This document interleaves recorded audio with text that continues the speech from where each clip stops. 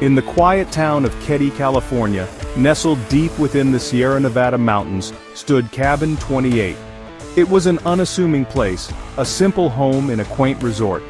But on the night of April 11, 1981, something horrific unfolded behind its thin walls.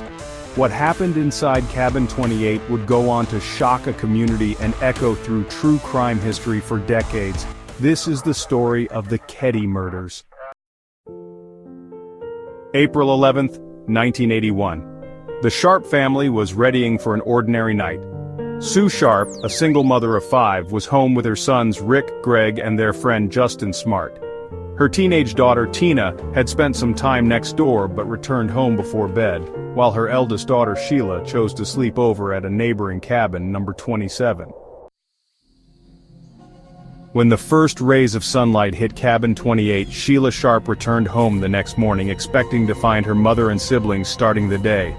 But what greeted her inside was beyond comprehension. The scene she uncovered was brutally gruesome. Her mother, Sue Sharp, lay lifeless on the living room floor, bound with medical tape and electrical cords.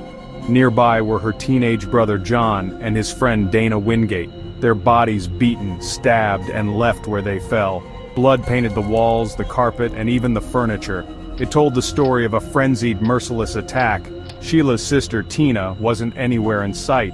Rick, Greg, and Justin, her younger brothers, were found alive but shaken inside the room next door. They had slept through the massacre, or so it seemed. The sheer brutality of the attacks was almost incomprehensible. Sue Sharp had been gagged with her own underwear and a blue bandana, bound with tape. She was stabbed in the chest, and her throat was slashed so deeply it nearly severed her spine. On the side of her head, investigators found the imprint of what they believed to be a Daisy BB gun. John's throat had been cut, his head struck repeatedly. Dana suffered massive head trauma from a hammer, and was manually strangled. Blood splatters in the living room suggested the three of them had no chance to fight back. The killers had overwhelmed them with unimaginable force and ferocity. 2 knives were found at the scene, one so warped and bent from repeated stabbing it was unusable. Yet the weapons didn't speak to motive. Why this family? What happened inside Cabin 28 that night? And then there was Tina. The 12-year-old was nowhere to be found. For 3 years, she remained missing until her skull and bones were discovered 62 miles away at a remote campsite in Butte County. Her death became another dark layer to an already incomprehensible crime.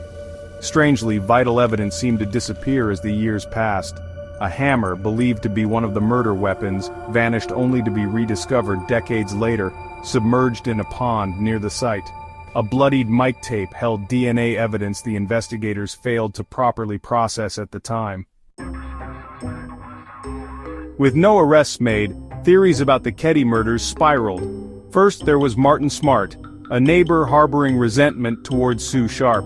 He allegedly confessed his role in the killings to a therapist, claiming Tina was killed to silence her as a witness. Then there was John Boubade, Smart's houseguest, with alleged ties to organized crime. Both men were conveniently gone by the time the investigation heated up, but neither was unequivocally tied to the crime. There were even whispers of something far more sinister, rumors of cover-ups, botched investigations, and authorities who could have done more but didn't. Despite DNA advancements in 2018 linking a living suspect, the case remains officially unsolved. The house where the horrors unfolded no longer stands. Cabin 28 was torn down in 2004, leaving behind haunted memories and unanswered questions. For the Sharp family, justice remains elusive. For the small town of Keddie, the shadow of that night refuses to fade. What happened in Cabin 28? Who wielded the knives and hammers? And why? Only the ghosts of this tragedy can answer. The whispers remain. Do you have answers? Share your theories. Subscribe to the Whispers of the Crime for more chilling mysteries.